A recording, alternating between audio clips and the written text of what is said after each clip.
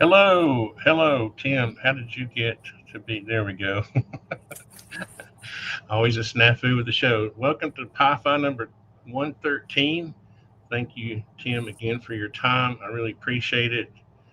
And tonight we have a special show, a special panel with Grider and Matt. And I'm going to read their intros in a second after I read Mr. Timothy Phillips' intro.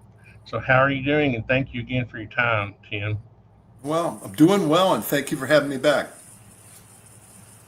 All right, well, let me do the proper intro this time. Last time I failed to do that. Okay. So, Mr. Timothy Phillips is a retired lieutenant colonel in the U.S. Marine Corps with decades of service in Lebanon, Somalia, Kuwait, Iraq, and other operations. Since 2006, he has been part of the Senior National Intelligence Service with wide experience in intelligence collection, mission management, and geospatial intel. He holds advanced degrees, including military science, business management, and has run senior leadership schools.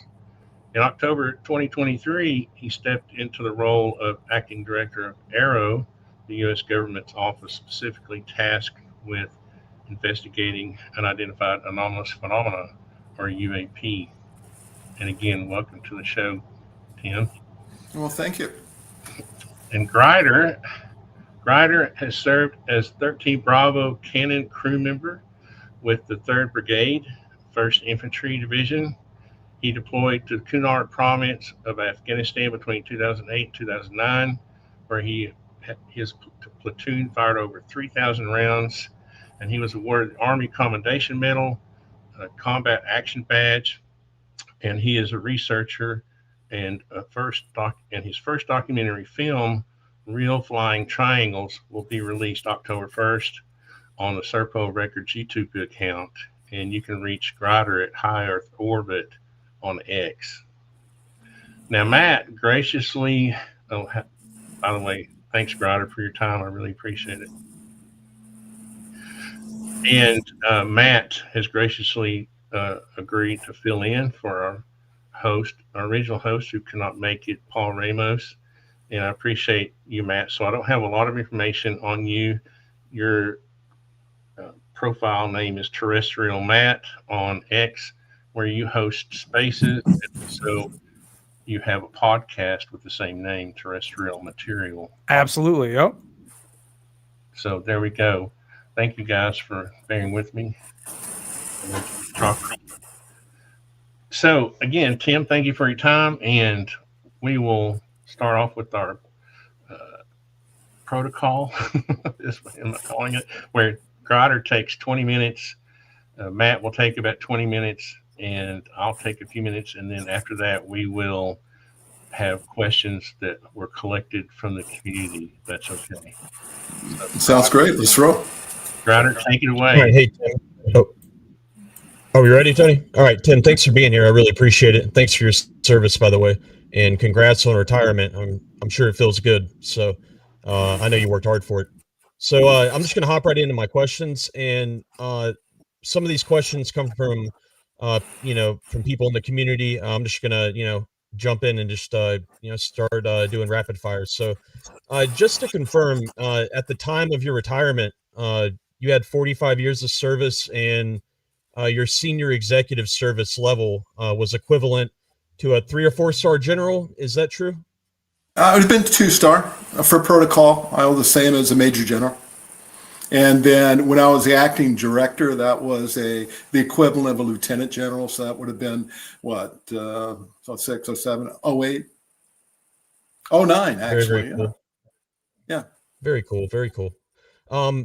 Now, talking about Michael being the anonymous person who, you had made, a comment about on, what's his name? Mick West's podcast, Michael, the guy who came forward. Do you know the craft that he recorded and included in his testimony, was that the same one that you deconflicted while at Groom Lake? I can't tell you. Tell me what Michael's claims were, because remember, I'm not from this community. I was doing counterterrorism and counter nuclear proliferation. So And as Michael, director Michael and the was. deputy, Oh, sorry.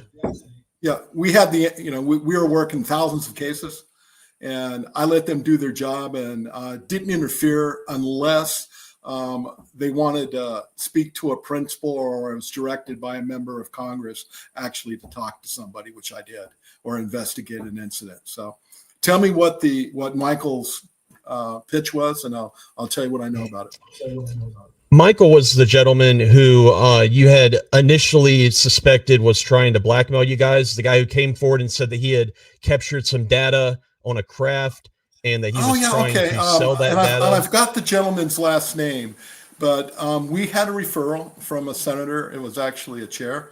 Asked us to talk to a gentleman that his claim was that he recovered a piece of an advanced U.S. aircraft.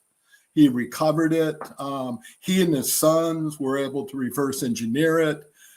They wanted to sell the capability back to the government. So that was the case.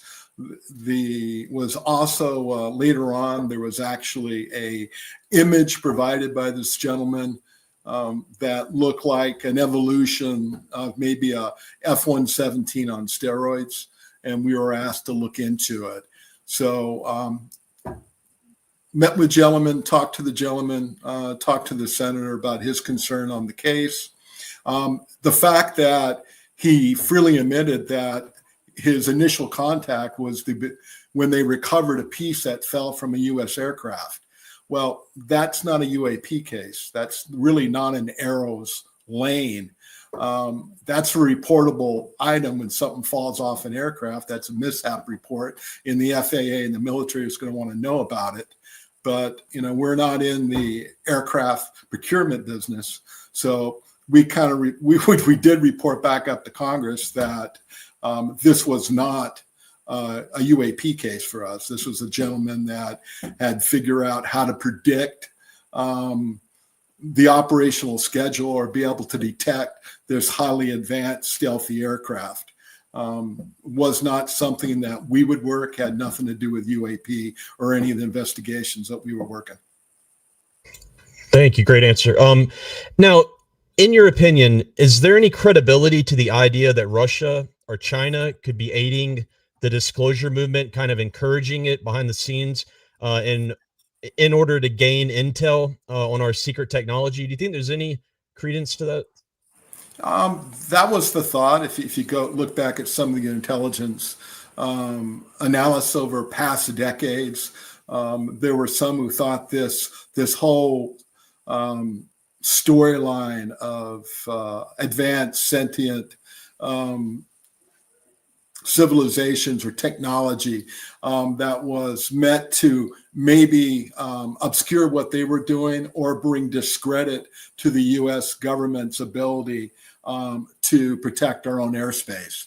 Here's something that the U.S. government was incapable of detecting or dealing with, and it would undermine the public's confidence in their military. So there was some analysts who thought that, and the Russians were really invested in this topic. There's a lot of Russian reports, but Russian, it's mostly the USSR, not so much Russia. But there's a lot of data, and there's been a lot of historians who've gone into that case material, looked at it. But I think the general assessment of the U.S. intel community was this was probably disinformation designed to undermine the U.S. Public's confidence in their own government. Well, I'd say it's working if that is their intent. I'd say it's definitely working. Now, let's say that somebody approached AARO with a case and it turned out to be a legit special access program. How would AARO handle that witness, and what if anything would they tell the public? Yeah, well, that's a great question. So, Congress, when they established the AARO office and gave us our authorities and access and a budget to operate, we were always designed to operate and have access to any program at any classification level when it dealt with UAPs. And my experience, both as a deputy and as the acting director, there was never an incident with anybody in the Department of Defense or the IC denied us access to a program. When Sean started, and then I ended up finishing that historical report and getting it to Congress, and then Sean had already, separated from the government, but Sean and myself, as the acting, went up and briefed it in the skiff to members of the 12 oversight committees that we reported to. So, see how I'm going to do this here. There were probably reports of more than 40 claims that there were either SAPs or CAPs, the special access or controlled access programs. One is a DoD initiative, and then the other one is the IC controlled access programs. So we had claims from witnesses and people that were either active or former government or contract personnel that contacted AARO via the secure reporting mechanism. So they contacted us. We were able to obscure their identity. We gave them, we referred to them by a random number. We were able to get them into skiffs. We were able to relieve them of any NDA that they had signed upon separation from the government or reassignment to another duty function. We brought them in, we debriefed, we listened to what they had to say, and then we also collaborated with both the Intelligence Community Inspector General and the Department of Defense Inspector General's office, because they were also concerned about claims that there were unsanctioned SAPs or CAPs dealing with the recovery or the reverse engineering of extraterrestrial technology, alien technologies. So they were concerned, and they also were independently, but in parallel, they were investigating these claims as well, because they had whistleblowers that came forward to them, and we were comparing notes. So it was almost weekly. We were meeting virtually on our TSSCI VTC system or in person in the skiff, and a special skiff, to be able to discuss these cases. But we would bring them in, we would compare notes. And what we found is there were many programs claimed to be recovery and exploitation programs. In fact, were recovery programs, but they were recovering foreign technology, and no incident, no case that we were able to, discover was there any unknown material that was actually recovered that they were examining. Now, as you know, AARO did do material investigations. We examined materials where there were claims that these were UFO or UAP crash parts. So there were some cases where AARO invested in both very sophisticated equipment and scientific expertise to be able to examine these materials. And every case, the materials we examined were discovered, or we were confident they came from this solar system, they came from this planet, and those materials could be duplicated and could be, re-engineered or, manufactured today. And there was at least one report that we actually put out on the website, and we actually gave in-person scientific brief of the procedures that we use to examine their material. And we had our scientists actually brief them on what we found. And that was the owner of the materials. So we did not find, any program, SAP or CAP, that Congress was not aware of. And that was another claim, that they had these programs that were being hid from congressional oversight. That never happened, or we never found any evidence of it. And we went to all the, the organizations claim to have be, either outsourced industry or actually running these programs. At the personal request of a committee chairman, one of our oversight chairmen, I actually traveled out to some of the test and evaluation ranges in Nevada to get eyes on myself at the existence of this, this chairman who said I had to see the technology myself. And after seeing some of these craft, then I could understand the sworn statements that we received from witnesses where they claim that they saw, an alien spacecraft being tested or evaluated. These individuals were lawfully present. They were not, part of the test and evaluation of that system that they thought was an alien spacecraft. In every case, that technology was designed by us or our allies. They just were unaware of what it was, and it looked amazing when they saw it. And in some cases, when we went to the test directors and we were able to get the tapes or the written reports of, what was actually flown. If you grew up on looking at scientific or science fiction, movies about aliens and UFOs, you would have thought that was an alien craft. I think I said in one of the podcasts, it looked like alien death ship from, a Klingon death ship. These things are absolutely amazing, but they're designed and flown by us, people from this planet. So people were telling us, they made observations. Their observations were accurate. Their assessments were wrong. Fantastic. Did I answer that question? Tony. Oh, that was I mean, amazing, thorough. Couldn't have asked for a better response. Thank you so much. Tony, do you want to go on and move on to Matt? Oh, is that all you have? Like 15 minutes. Yeah. Okay. Matt, are you? I mean, you said 15, 20 minutes, right? Well, I know, but if you, we kind of got a late start. I can catch up in the end if we have time. We can go on and go to Matt. Sounds good. Thank you so much, Mr. Phillips. I really appreciate it. My name's Tim. I'm retired now. All right. And Tim, I'm still hanging around. Just thanks a lot for answering the questions. I mean, it's great. So. Yeah, no, I'm here. It really is great to get a chance to speak with you, Tim. Also, thank you for your service as well. I appreciate that. I have a few questions, of course. Do you have any idea when AARO's Part 2 report may be releasing? And then also, will the AARO's findings on the gimbal video be included in that? Do you have any idea before you left? Did you get an update? Yeah, that was hopeful. We had it drafted up.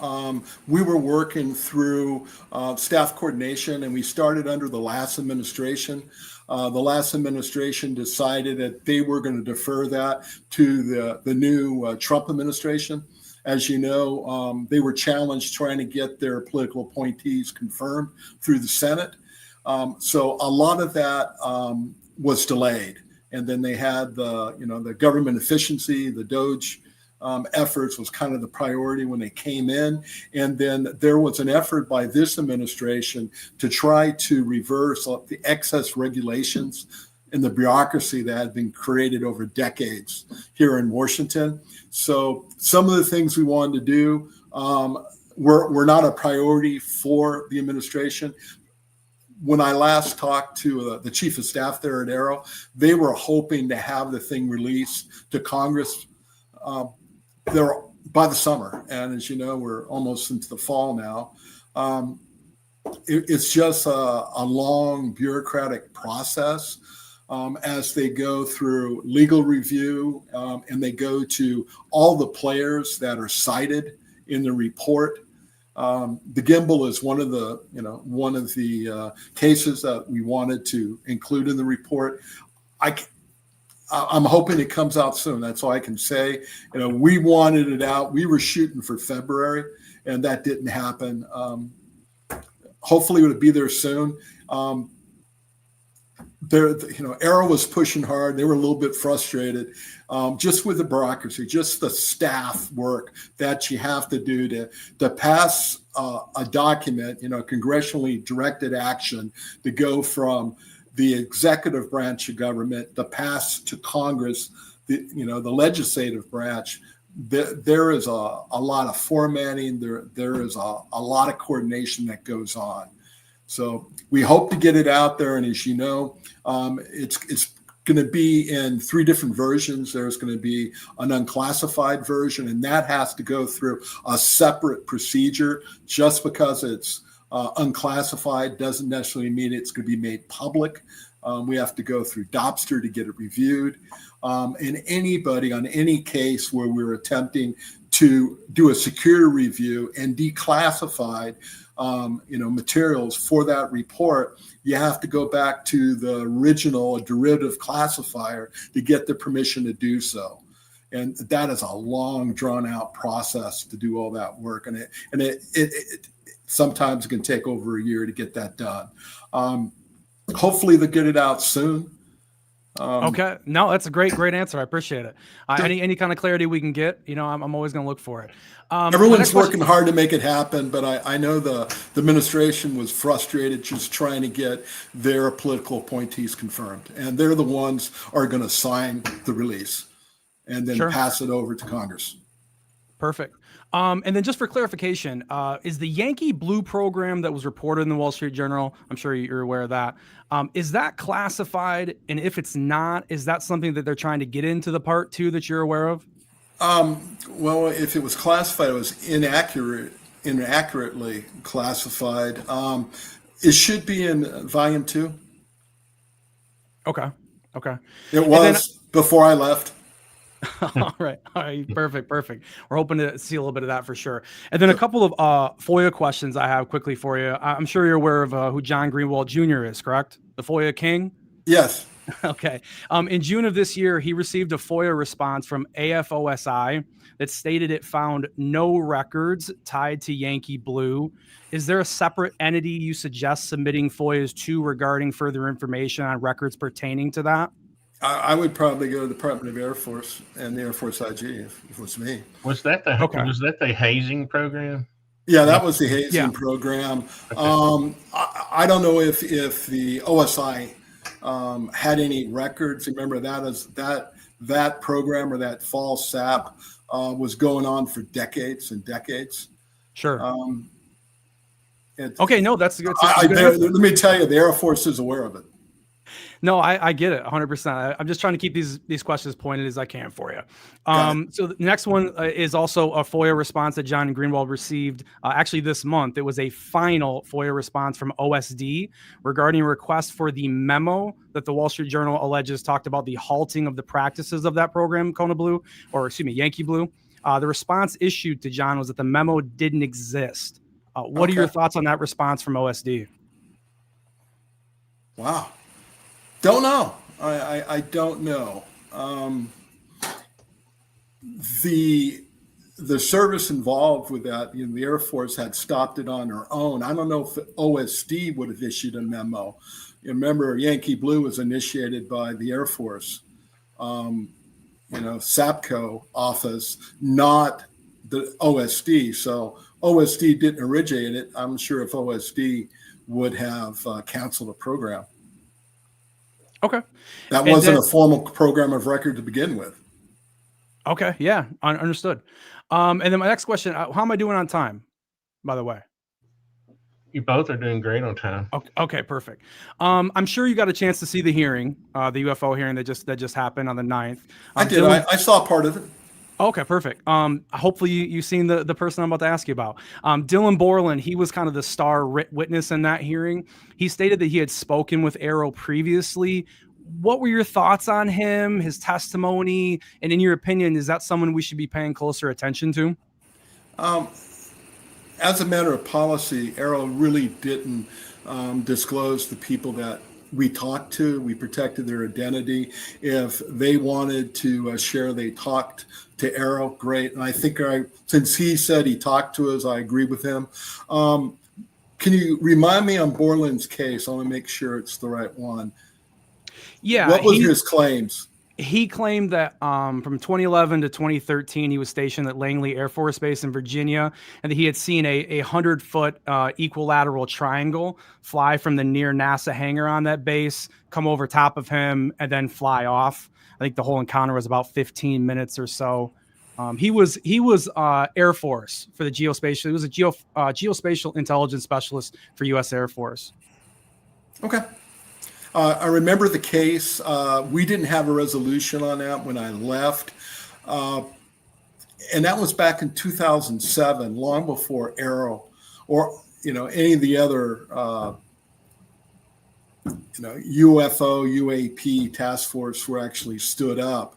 The problem looking back at a historical case like that is there's probably not going to be any data. We're probably not going to have it. The weather data we could probably go back and find, because that's within the archive. FAA will have surveillance radar. I would doubt that any of the terminal guidance radar there at Langley would be retained. It's just really hard to investigate a case that old where there was no directive from the Department of Defense. It was 2012. If you heard 2007, yeah. I think we're going to get the FAA radar. We're probably going to get the weather radar and go back and look at that. I don't have any personal insights to the case. That's restricted airspace over that base at Langley. That's where the F-22s are flown, and NASA has a pretty sensitive operation out there. If something like that happened, I think there probably been more of a DoD response closer to 2012 than looking back, over 20 years later, trying to figure out what happened. I have no insight to what materials AARO may have to look back and try to understand what that case was about. But something that big in such sensitive, restricted airspace, I think would have had a more immediate response closer to the time of the incident. That's just my gut on it. Sure. And then, of course, I think I've seen you make a comment to Stephen Greenstreet in the past, something similar to that hearing prior to it. But Anna Paulina Luna has been very critical, as you know, of AARO. What are your thoughts on her apparent want to, I say in quotes, defund AARO and establish a new mechanism? Do you have any feelings on that? Well, I actually do. I applaud what she's doing. I was frustrated when I was still serving when they first started a discussion about this, this Truth Commission, this thing that she's doing. I do not know. I know when I left, we hadn't succeeded yet in actually providing her a classified brief on some of her concerns. I have met with the Congresswoman before, personally, when I was the acting director, and briefed her on a few things. And she was not happy with the response I gave her, and where she was denied access to SAP programs. And it wasn't AARO that did that, or the Department of Defense. It was her own congressional leadership. She was not part of the 12 oversight committees. This thing that she's doing is not part of the oversight in law when AARO was established. So AARO corresponds frequently and keeps the 12 committees that it reports to well informed of its activities. This panel or this task force that she has is not part of that. That's never written in the law. I applaud her concern. I wish that she would spend some time. Maybe we could give her a special read-on, a one-time read-on, and they can explain a lot of the work that AARO does do. And it's just not her. A lot of the public is somewhat frustrated. It's kind of like talking to the IG. You have a complaint, you make an observation, report it to the IG. They're going to investigate it. There's going to be a finding. You may never know what that finding was. Often that's with AARO. So there's a case, especially if it's a UAP case in a sensitive location. There will be a report. Oversight will be informed of our findings. but the public will probably never receive, at least for 70 years, an unclassified report on what was discovered or what we assess that incident to be. So much of what we do find is things we cannot share with the public.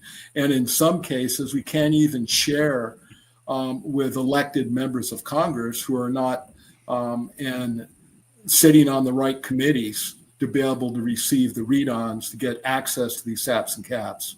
It's not that we're trying to protect, the existence of an alien reengineering, technology program. The things that we find are national security concerns. If we have a UAP case, we do not want to declare to either adversaries or it could be a person that is flying something into restricted airspace. The fact that we didn't detect it, or we detected after the fact is a vulnerability. We don't want to advertise that. We definitely do not want to share, where a lot of these incidents occur. So that's part of the frustration that she probably holds and the public holds. It's not that it's not being investigated, it's the findings can't be shared due to the security classification level. Okay. All right, perfect. And then last one, and I'll let Grider get back to some questions for him too.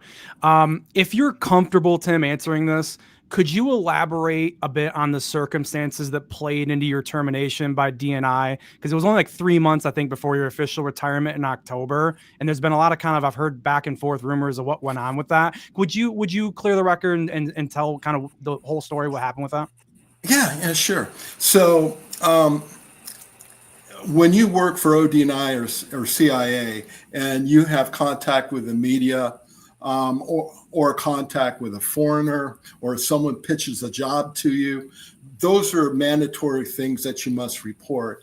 So there's a outside activity database, which is TSSCI secret database, where you can go in there, report it, or you can request permission, to be able to do a podcast or an interview. So when I took, after about 45 years of service, I was concerned that the intelligence community was going to start consuming its seed stock. So I was on a panel where we were rack and stacking our new intel officers who are on a probationary status. So if the department did not receive the reduction it needed, and we weren't sure what the reduction was yet, it was 8% or 10%, or how the reduction would take place by office, or would it take place by agency or cabinet, department. It didn't know. I had 45 years of service. I've been in a uniform or as an intel officer since the 5th of July, 1979. And my wife was still pissed at me from my last deployment in Afghanistan there for a couple of days. She didn't know where I was. And, I barely got out of there when the country was, burning. And I was on one of those C-17s that evacuated, people having the worst day of their lives out of Kabul. So I was part of that mess, one of my last operational tours in Afghanistan. So she thought it was time for me to retire. I've been doing this for a long time, going to very unpleasant places. And I was asked to do this job. I was going to retire. A guy I worked for, Lieutenant General Jeff Cruz, asked me to do this. And I took on the challenge because I knew nothing about UAP. It's not something that was part of my portfolio. I never worked this area, but I knew collection. I knew how to do analysis. I thought I could read people fairly well. So this was a challenge, and I took it on. And I told the DNI that I would do it to October of this year. That was the last DNI when I took the job. So I took the DRP because I've been doing this, for 45 years. And I thought, I could retire. I could take what they call the delayed resignation program, the deferred resignation program, the DRP, and it wouldn't hurt me at all. And I would save a seat for a new officer. I thought it was very important. We went through, we assessed, we recruited, we trained. And then because this kid didn't have 2 years of service and we're going through a reduction in force or a new efficiency crusade in the department or in the agency, I had my fun and I just thought I would give a seat to an officer and let them serve. So I took the DRP and I knew it was going to be early when I left in April.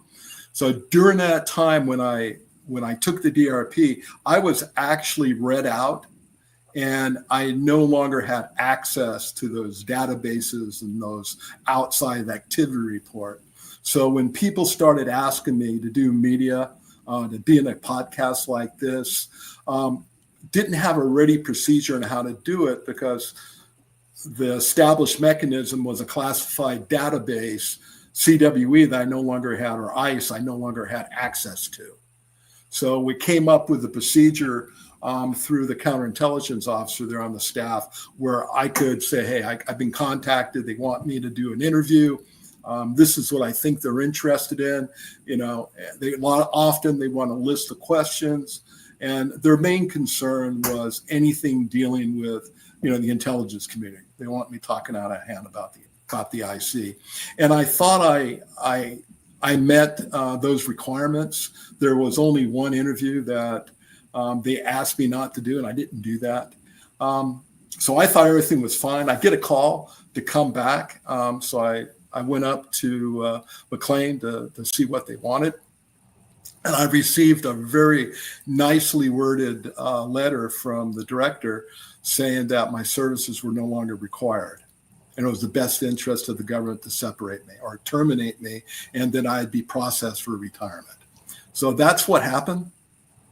And that was okay with me. I was already, on the DRP. I had no duties, responsibility. I no longer had access to any of the classified programs. So that's the truth of what happened. So, I'm retired. All right. Thank you. Thank you for answering the questions. And the letter actually said terminate in the best interest of the government, to terminate government service is what the letter said. And it was a very nice letter, by the way. Okay. No, perfect. Thank you for answering my questions. I really appreciate it. Okay. It's my turn there, Matt? I think it is, right? I think it is on you. Yeah, absolutely. Okay, cool. So, Tim, I have just a few questions, and there may be questions you can't answer, but I wanted to ask them anyway. Is it okay? I'm going to load this video sample right quick just to give you an example of what I'm talking about. And these questions are related to pretty much all the videos. And I am loading it right now. I couldn't load it until it was my turn. Here we go. Here we go. Let's see if this is going to work. Okay, can you see that? Oh, I think I've seen this before. Yeah, I'm sure you have. I just wanted to use it as an example because I think it leads up to my question. Here you see the full color.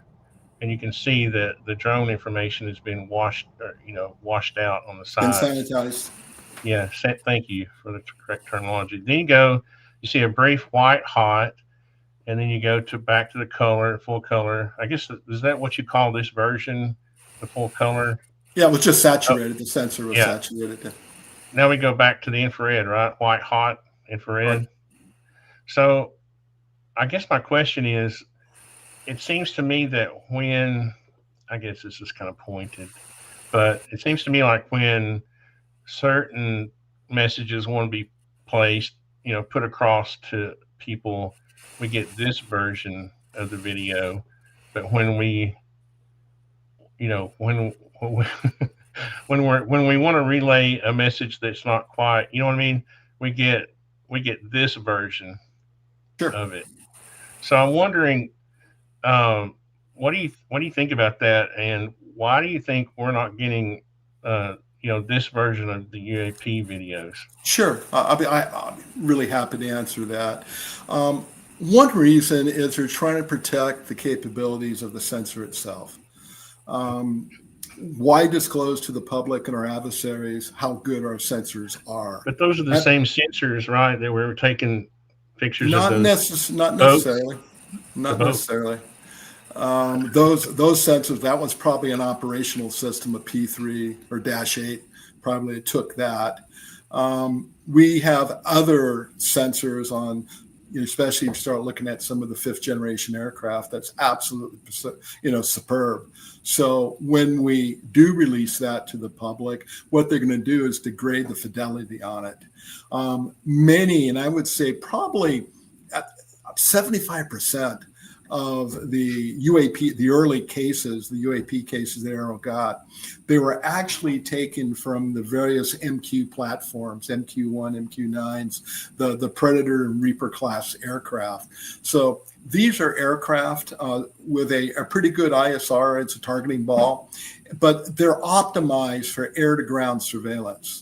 And often, as they're coming off or going to a mission, the operator's out looking around and they'll see something, they'll lock onto it. Though, from an air-to-air perspective, that's not what that sensor was really designed to do. So often the autofocus on that sensor, it's trying to come in and out, and it doesn't really know where the range is on that. And that also gives it can almost give it like a shimmering effect where it's at the edge of its ability to focus on something. That right there, I looked at, that looks like a Hellfire that failed to detonate. It didn't fuse on whatever that object was. I saw parts come off on it. What do you think about that being an R9X that's just the kinetic version of the Hellfire? If that was a kinetic version, great. I'm not. I've only been involved with, Hellfires that burned a hole and went bang. So that's a new version for me. I just read that somewhere. Maybe it's not correct, but I thought maybe that's why it took a detour after, maybe it just glanced it with the fins and then it took a right-hand turn there. Yeah, it was deflected. It hit whatever that thing was. And I'm not sure what that was. I know that AARO was looking at a number of UAP cases that were coming out of the Red Sea. There were a lot of new aircraft being identified, being flown from Yemen out at both the commercial and our warships out there. And we were working hard with the rest of the Department of Defense trying to understand what these adversary capabilities were. What's your opinion of what that is? I don't. I had some sort of UAS system. I'm not sure what it was. I'm sure in the government we have people who know what it is. They understand the supply chain. They understand where it was flown from. I'm not privy to that anymore, but I'm not alarmed by that. Whatever that was designed, that was manufactured, and that was, launched by human beings. I'm not sure what it was. But would we shoot down a target that we couldn't identify? Oh, well, it's a war zone. So you've got something that came from Yemen and is coming out to your ship. You're going to declare it hostile and you're going to engage it as far away as possible. Okay. Yes, all you do, you're in the middle of a war zone and you don't want it to get close. You're supposed to say, no, we identify everything we shoot down. No, that's not how it works anymore. I mean, I would think you would try to identify. No, they would. They probably have a free fire zone around the ships, flying around. Sure, they're going to look across the spectrum. They're going to try to figure out, how was it being controlled? Did it have any signals that were being emitted from it? Was there a thermal exhaust from this? Where did it come from? So, is there other sensor data that we have either from overhead or from a man? An aircraft that could have painted and established the track. So they saw this thing. They MQ-9s are not very fast. So to get the MQ-9 within Hellfire range, somebody had to direct the MQ over there to take a look at it and take a shot. So I'm sure that 400 miles or so? Yeah, pardon me? I was wondering about the range on the MQ-9. Adequate. Adequate. Yeah. I can tell. I knew I wasn't going to get all the answers. The Red Sea is not very big. They can get out there and loiter for a long time. Let me ask you this though: if you're an operator that image is being saved on the equipment's hard drive at that location where the operator is, correct? Yes. Well, Or that and there's actually a feed. Okay, so that in real time, that image could be shared with analysts around the world. That image could be piped into the White House Situation Room. so we don't really know who. There's no way to trace who leaked the video. No, and I would be surprised if it was actually released by Dobster, because why would the U.S. government reveal to the world that the Hellfire failed to fuse? No, we If it probably was, won't want to do that. if it Was there a wasn't a kinetic, countermeasure on yeah. that system, that defeated the missile? I don't know, but that I would, just looking what I saw, I would imagine that piece of video was released without DoD authorization. Because normally that probably would have been classified, at least secret Gensler is how that would That was be actually my classified. next question. If it was, taken in a war zone, it seems to me like it would have been classified, and then It would probably been classified secret because you're giving away positional, data. The fact that Fifth Fleet's operating out there and we have an MQ-9 taking a shot at it, that's OPSEC, basic security. So right. we probably wouldn't want to share that with the world. Just a few more questions on the drone issue. If you're an operator or a man in the field, say you're a grider, he's operating his artillery, and they see a triangle during an operation, that the things that they see during those operations are classified also, right? Not necessarily. Maybe the fact that there's an operation could be classified, or where they're operating could be sensitive. The fact that they see an aircraft they don't recognize, that may not be classified. If you're in DoD and you're on operation and you see an unidentified aircraft, you got to report that. That's a UAP, and that's mandatory. So you'll go through your chain of command to report that, and hopefully you're going to retain the data. There's actually a UAP incident report that gets sent actually gets sent through your department to AARO, and then AARO will quickly, on the sensitive case, be reaching out. And one of the great things that we were able to get from some of the services is we were able to get them to authorize direct liaison, DERLOF.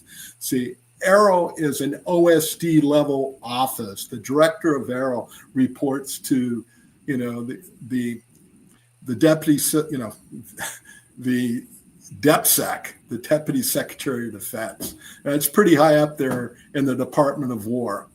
So if you're out there with Fifth Fleet, or you're with a numbered Air Force or a squadron or a wing, and you see something, they really do not want, a colonel or an SES from an OSD office reaching down into their tactical operational level unit.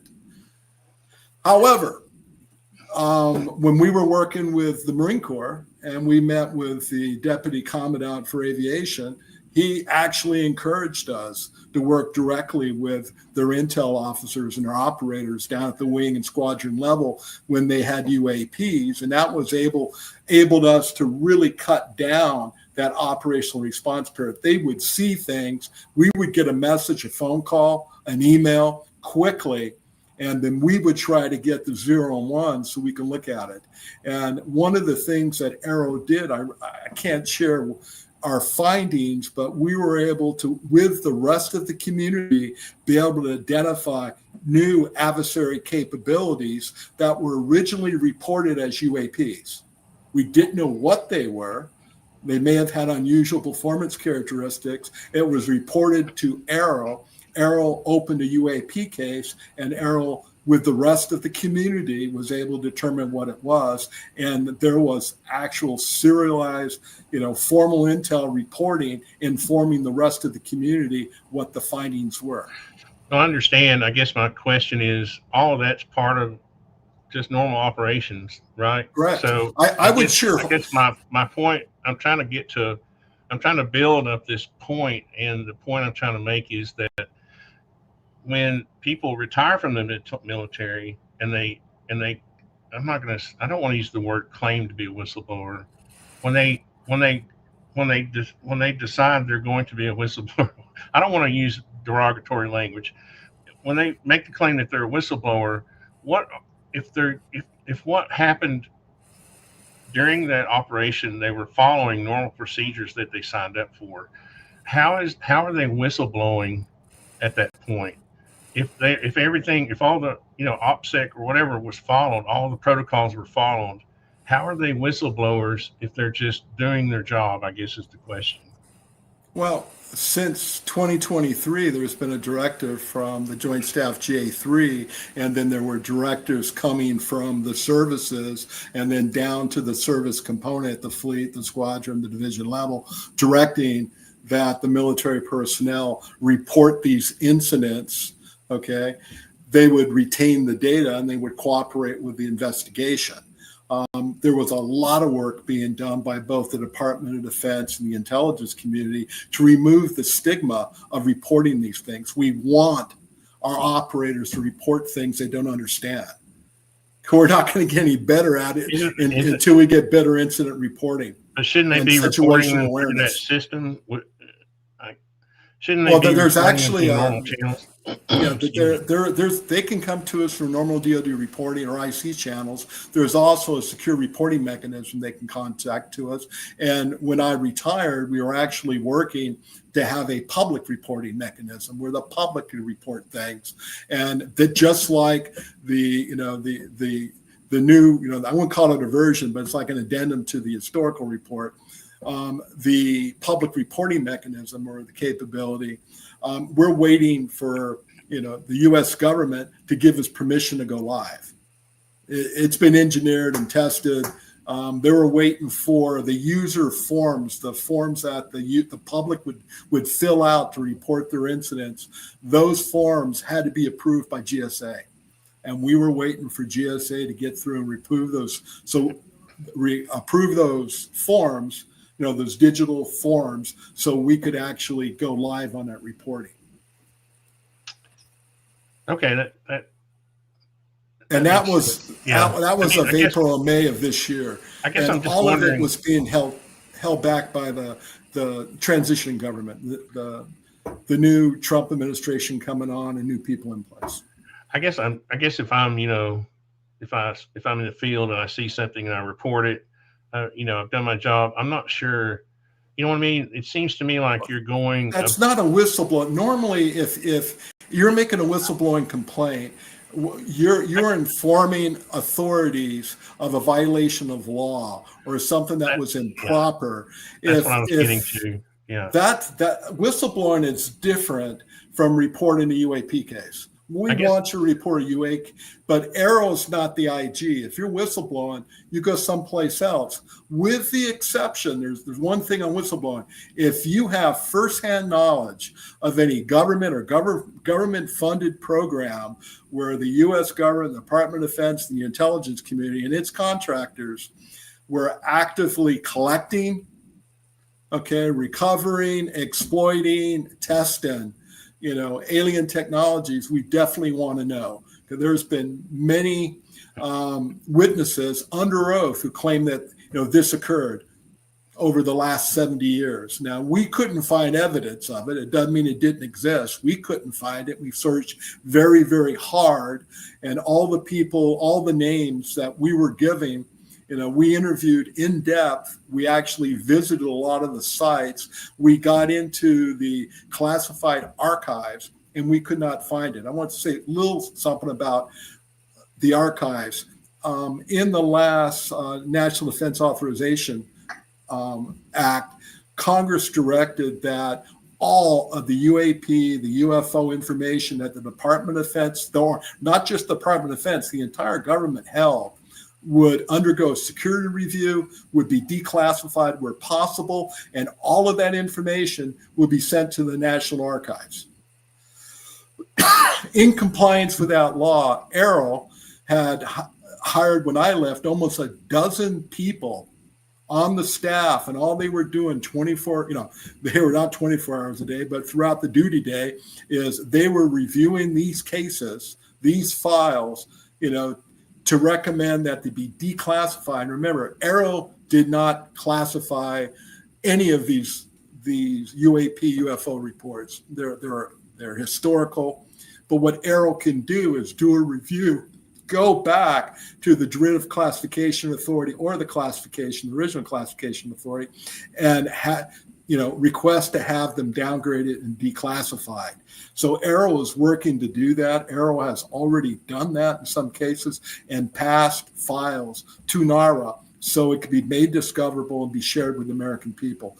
To me, if we really want to, understand this UAP UFO stuff, you've got to be transparent. And AARO never did our own separate classification guide.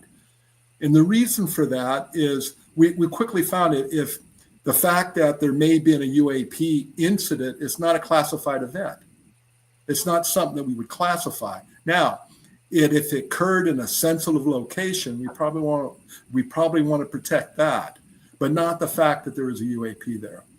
And we were working very, very closely with the departments, trying to make that clear in their class guides that someone was to identify or spot or report a UAP incident, that is not a class. That in itself did not classify that report or that material. That's just not how the government works currently.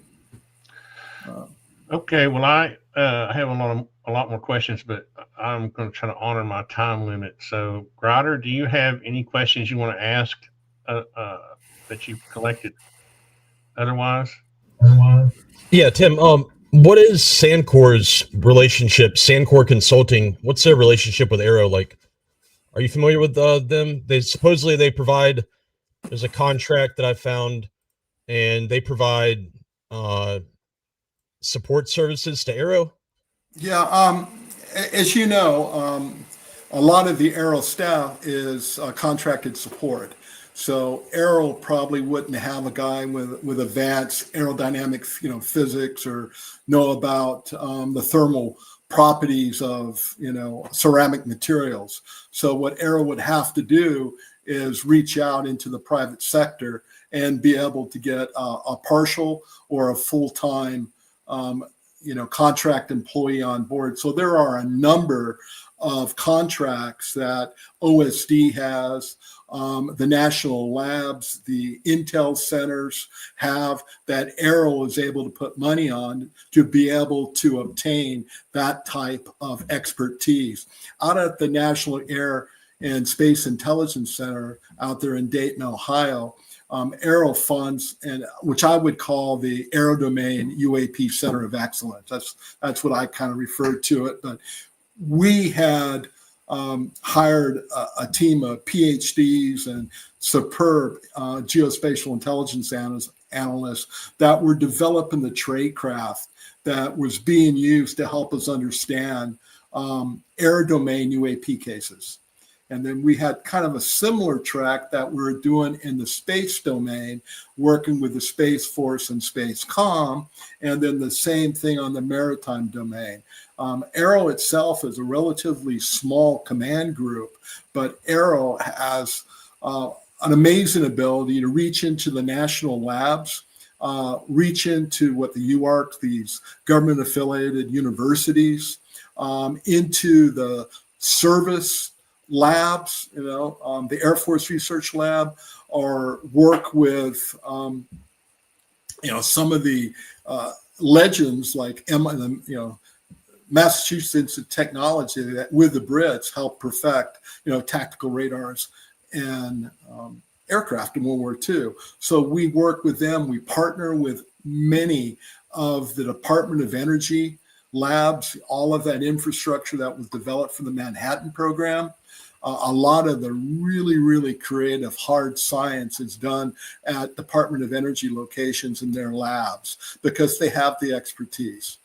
And we want to do credible, peer-reviewed science. Often when we have a case, it will be given to two different labs and independently, they work the case, and hopefully they're going to come to a similar assessment or conclusion. And we like that. Now, often there's diversions. We've actually had cases where there was complete disagreement between national labs on the origin of that UAP. And not all, I think, as I have shared before publicly, we don't know everything there is about UAPs. There's mysteries out there. There's things that concern us. We can measure things. We can identify something. We can build a track. We don't know where it came from or what it is, and that's our job. To help solve these cases, because I can't help it. It's in my DNA as a military, as a Marine officer, as a member of the intelligence community. I'm looking at it from a national security perspective. This is not a hobby to me. I think in today's environment, with the proliferation of AI-driven machines that are becoming more autonomous and more lethal, we need to understand everything that is proximity to critical infrastructure operational forces. The world is too dangerous of a place to have something operate in restricted airspace or waters that we do not understand. And one of the things that AARO does is the ability to put together data from space surveillance, what we do with air traffic, weather, working with the Bureau of Land Management, some of their observation sites they have where they're looking for fires. Any data that can help us detect, build a track, and then aid in our investigation so we can close on the site quickly, with the right, skill set. We need a combination of operators, because often there's a lot of these are, aerial cases are dealing with aircraft, so we want to have rated people there. At the same time, we have to have a security presence, and we need the robust scientific expertise to understand the unique thing about these cases. And that's the thing that AARO brings. AARO's not restricted by department boundaries. We get great cooperation and working with NASA. Working with the Department of Commerce on space surveillance. There's all types of neat things that AARO's involved in. And the fact that we have the legal authorities to bring in Title 10, DOD, the Title 50 of the National Intelligence, great cooperation working with the FBI, Department of Justice, Department of Homeland Security, Customs and Border Protection, just to bring all these people in together. And when there's a UAP incident, great cooperation. We have almost what I would call an interagency task force. Everybody brings their sensors, their capabilities, their legal authorities to help understand these UAP cases. And that's very, very North American centric. We tend to work overseas. A lot of those overseas incident response tend to be in proximity to U.S. military or our allies. So that's kind of how we prioritize, critical infrastructure, national security sites, and operational forces. That's what we're looking at. And I'll tell you right now, the current director would rather spend a lot more time on current cases than have to research UAP incident from 20 years ago that a witness, briefed the American people in Congress on. There are plenty of current cases that we need to be focused on. Well, we're glad to have AARO. It sounds like a patriotic organization. It sounds like we need it, a lot better than that FBI, they were trying to stand up that FBI task force. We don't want them. Actually, the FBI they were a great partner. And actually we've had the FBI forensically process a UAP sites. They came in, they brought in Department of Justice procedures for the curation of evidence. But if there's a UAP, the UAP case, if there's any violation of law, it's probably trespassing. And if something happens in North America, it's probably not going to happen on federal property. It's probably going to be state, local, tribal. So this is going to be the Department of Defense providing support to a governor or a mayor, respond to a case. You know, the Department of Defense has trained people that could, in hours, deploy to a crash site. Often when you have something that deorbits and come down, there could be very hazardous material. The Department of Defense. Hey, so could you go into could you describe, I'm so sorry to interrupt, but I just want to stop, you there with the teams that would go into crash sites. Can you go into kind of broad detail, maybe even specific detail about who exactly, what team, are we talking about, like a NEST team, a contractor team? No, would it be from the DOE? The teams I work with, you had people from national labs, but it was DOD.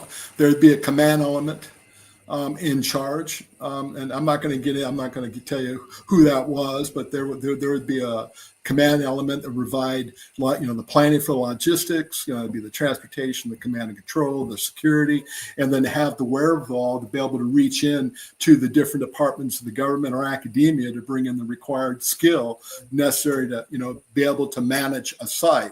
So if we had a deorbiting, something was to deorbit, often the fuel off some of these spacecraft is hazardous. And we have people who are trained to respond to that. I was involved in a nuclear weapon range safe capability in a region of the world.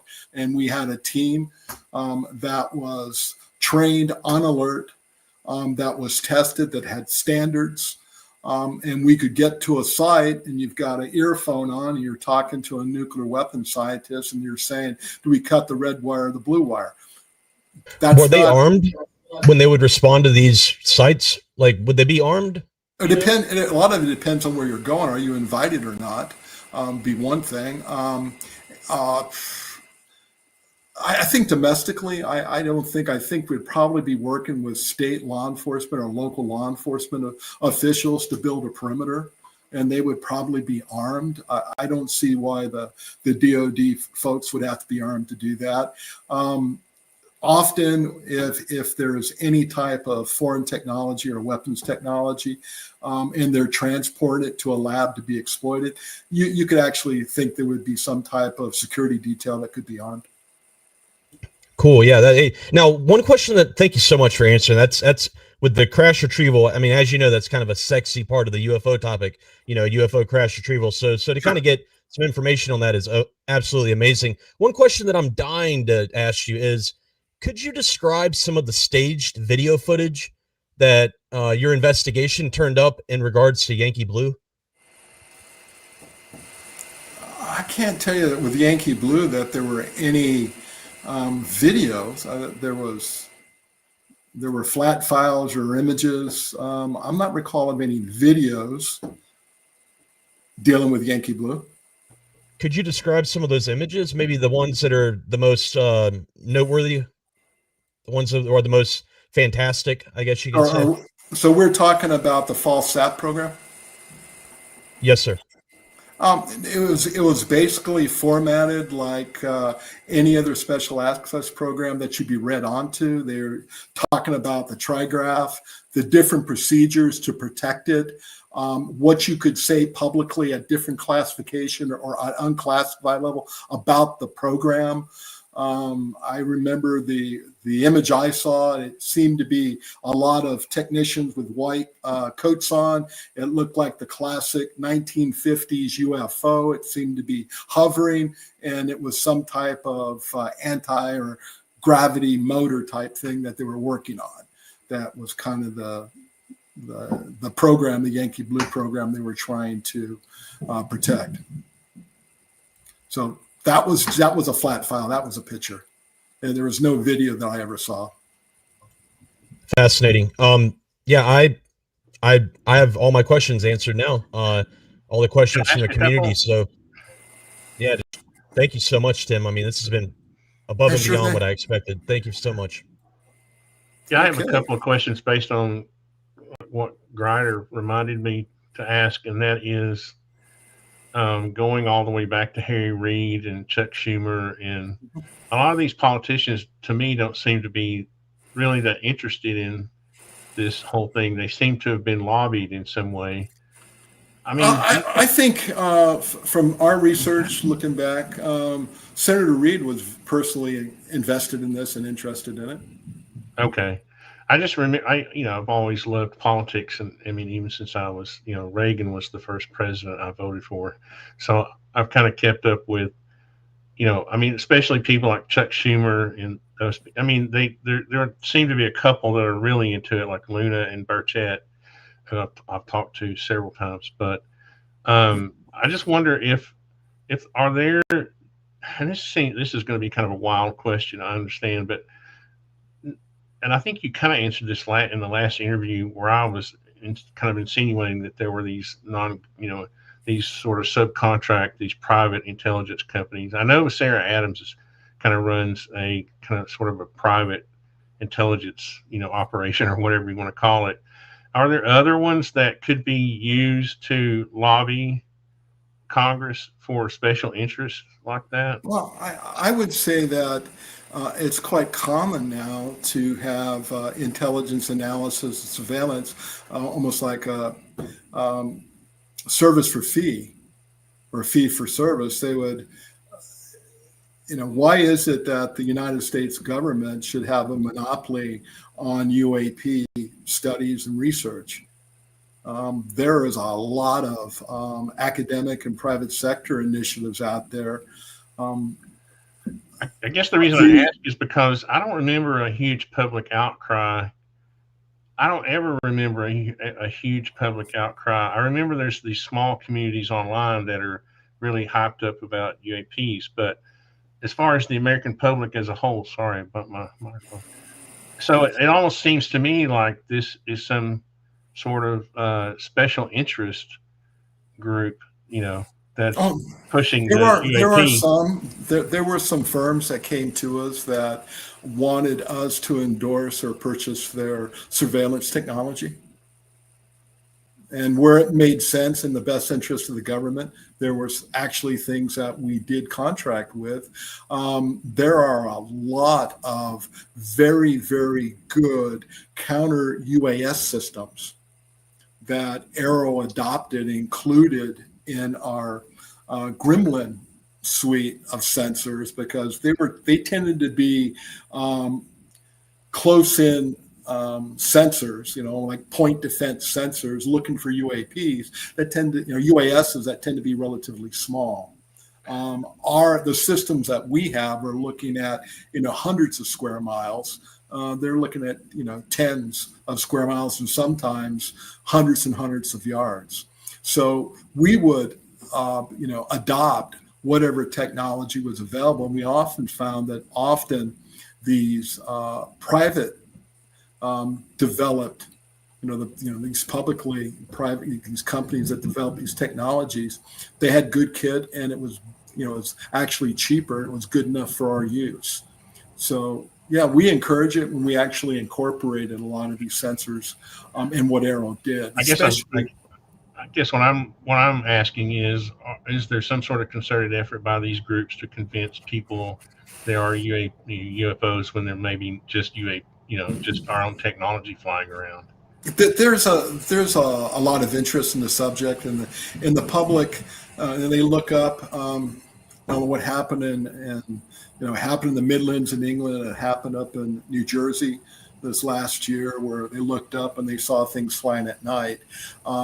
We were never tasked, AARO was never tasked to investigate those claims, but our scientists actually looked at the stuff that was publicly available, and in every case, their deduction was these were commercial aircraft.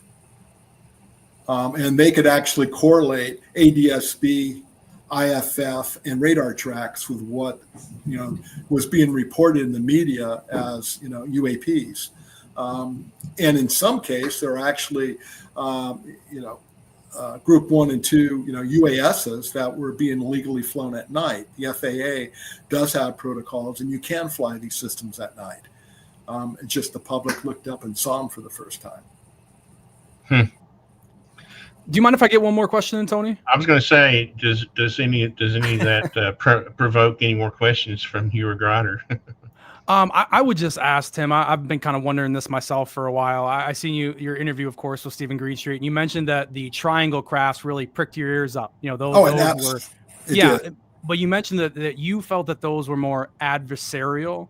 Oh, Could you? I did, because the delta shape, the flying wing, the shape itself has some properties that minimizes the radar cross section of the craft.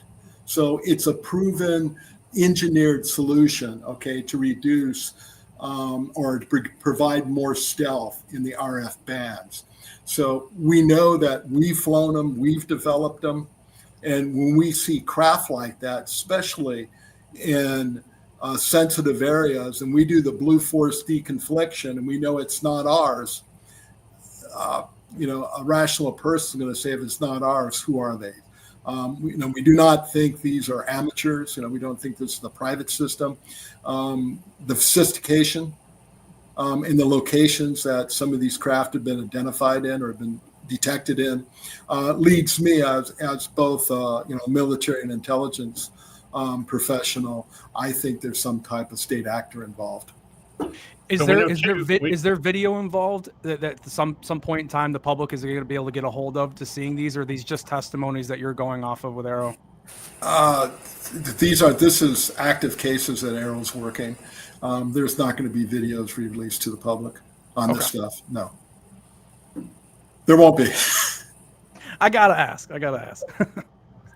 I have a question related to that, though. We know 2 veterans who said they've seen triangles during operations that they've. I'm not surprised by that. Like Mike Herrera and another veteran that we know well. It wouldn't surprise me at all. I think I shared publicly the story when I was a young Marine officer running around in maneuvers in the Chocolate Mountains in Yuma, and there happened to be an IHawk battery that picked up a F-117 before they were publicly known, and they were able to take their video captured it. And after the exercise, during the debrief, I remember the range control guys had asked them if they had seen anything weird. And when they mentioned that detection of an unknown aircraft, which now I understand what it was, a stealth fighter. At the time, we didn't know what it was. It's some black triangular aircraft we had never seen before. And they were asked so Tim, just to let you know, I had while I was at basic training in Fort Sill, this is something that I've shared publicly on a show called UFO Intros that is like a X Spaces show. But when I was in basic training at Fort Sill, I had something that resembled a triangular, craft. It was, the typical 3 lights and then 1 red light in the middle, about the size of like a Major League Baseball infield, pass over 35 feet over the back of our formation at about 3 a.m. one night, coming back in from the range. It was our final march in, it was our last week in basic, our final march in after being out in the field, getting flooded out for an entire month out there in Oklahoma, tornadoes. Last night, it passed over the back of our formation, just silent. And the way that it passed over is it kind of rotated, just kind of floated and kind of rotated over. And apparently that triangle has been, and it was like 4 seconds and it was gone. I mean, but it was massive, and it was, it happened so fast, but the lights were triangular and a typical TR3, whatever you want to call it. Just really left an impression on me, but it's something that, I'm almost positive that was, it's like that had to have been our tech, right? And then looking on the National UFO Reporting Center website, which is like an online database for UFO sighting reports, there's a bunch on Fort Sill and in the town of Lawton nearby. And then doing some research, come to find out that like that's a major unmanned aerial system testing area due to the fact that they have the only restricted airspace in the country that is always restricted. So it's just fascinating, but I've never been able to find a drone that looked like what I saw. So it's just, maybe it was like a lighter than aircraft, but I know it was silent. And it kind of, but I'm not looking to be a whistleblower or go on any talk shows or anything. This is as big as I'll go, which is big enough for me, by the way. It's a big enough show for me. And but yeah, it's just something that I thought was pretty interesting. And but after that, I didn't see anything in Afghanistan. I didn't see anything weird. Didn't see any hidden tech or anything crazy. Just a bunch of shot a bunch of parachute flares. Shot a bunch of aluminum rounds. And that looks like an orb, I guess. But yeah, but basically nothing after that, and haven't really had anything since then.